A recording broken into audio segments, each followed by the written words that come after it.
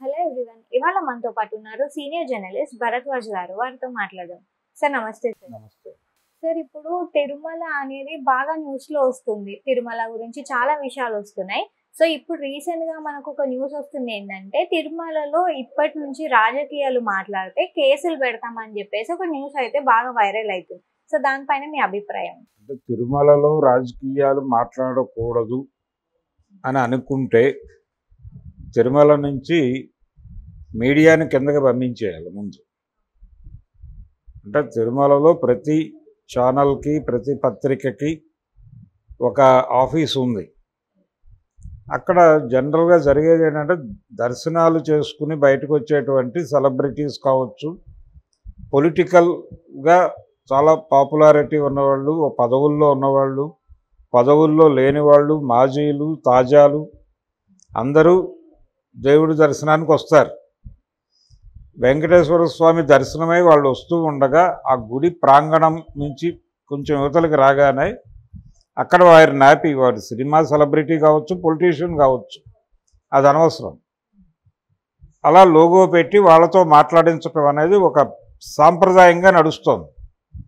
ఈ మాట్లాడే క్రమంలో ఏం మాట్లాడాలి, ఎంతవరకు మాట్లాడాలి, ఏ మోతాదులో మాట్లాడాలి, ఆలయ ప్రాంగణంలో నిలబడి మాట్లాడుతున్నాం కాబట్టి అనే స్పృహ వాళ్ళకు ఉండాలి. ఆ మాట్లాడే క్రమంలో వాళ్ళ మాటల్లో ఎక్కడో చోట ఏదో కాంట్రవర్సీ దొరుకుతుంది.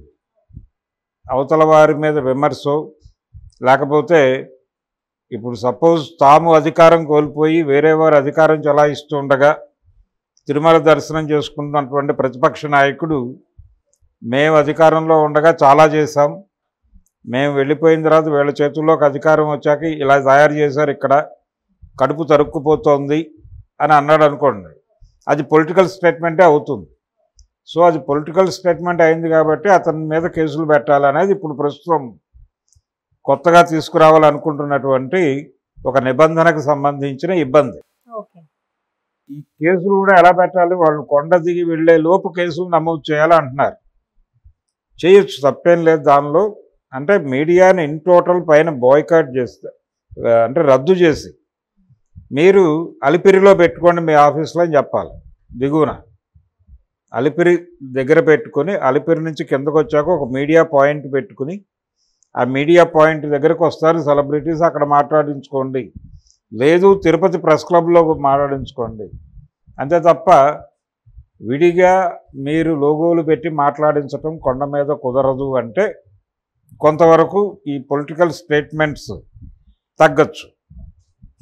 రెండవది ఇంకొకటి, ఈ మధ్య కాలంలో చూసాం, ఒక రాజకీయ కార్యాచరణ జరిగింది తిరుమల కొండ మీద. అంటే తిరుమల వెంకటేశ్వర స్వామి ప్రసాదంగా ఇస్తున్నటువంటి లడ్డూల్లో వాడుతున్నటువంటి నేతిలో జంతువుల కొవ్వు అవశేషాలు ఉన్నాయి అనే ఆరోపణ నేపథ్యంలో పవన్ కళ్యాణ్ గారు అక్కడ ఒక దీక్ష చేపట్టాడు. ఆ దీక్ష చేపట్టడము, ఆ సందర్భంగా ఆయన మాట్లాడటం, అది కూడా పొలిటికలే, అది కూడా రాజకీయ ప్రకటన, రాజకీయ వ్యూహంలో భాగంగానే జరిగింది. ప్రాయశ్చిత్త దీక్ష అని చేసుకున్నాడు ఆయన. ఆయన మొత్తం తెలుగువారందరి తరఫున ప్రాయశ్చిత్తం చేశాడు ఆయన ఒక్కడే. కాబట్టి ఇలాంటి ప్రాయశ్చిత్త దీక్షలు చేయటం కూడా పొలిటికల్ స్టంట్ కిందకే వస్తుంది అనేది కూడా గుర్తించాలి. వాళ్ళు గుర్తించి ఇలాంటి యాక్టివిటీస్ని కూడా ఆపాలి.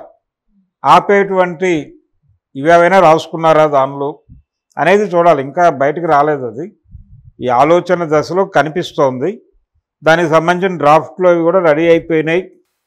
మరికొద్ది రోజుల్లో అది అమల్లోకి వస్తుంది అంటున్నారు. బాగానే ఉంది, అమల్లోకి రావడం పట్ల ఎవరికీ అభ్యంతరం లేదు. కొండ మీద అవకాశం ఉంది కాబట్టి, ఆఫీసులు ఉన్నాయి కాబట్టి వాళ్ళు లోగోలు పెడుతున్నారు, మాట్లాడే ప్రయత్నం చేస్తున్నారు.